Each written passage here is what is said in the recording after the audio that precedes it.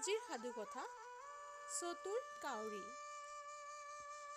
গৰমৰ দিনবোৰত সকলো জীৱ-জন্তুৰ পিয়াহত অন্তকণ্ঠ শুকাই থাকে। তেতিয়া খাল-বিলৰ পানী খালে তৃষ্ণা দূৰ নহয়। তেনেকুৱা এটা দিনতে এটা কাউৰী ৰ'দত উৰি উৰি ভাগৰি পৰিছিল।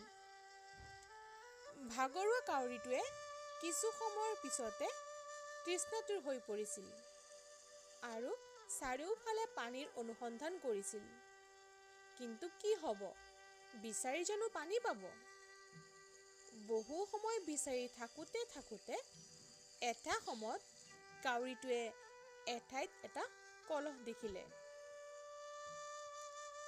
কাউৰীটোৱে ওচৰৰ পৰা লক্ষ্য কৰোঁতে দেখিলে যে তাত য'ত সামান্য পানী আছে, কিন্তু তাৰ সৰু ঠোঁটটোৰে ঢুকি নাপায়।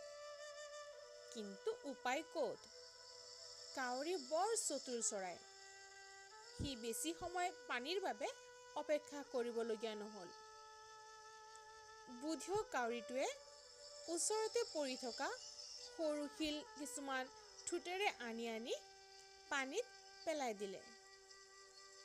এটা সময়ত কলহৰ পানীখিনি ওপৰলৈ উঠি আহিছিল। এটা সময় আহিল যেতিয়া কাউৰীটোৱে পানীখিনি ঠোঁটেৰে ঢুকি পোৱা হ'ল।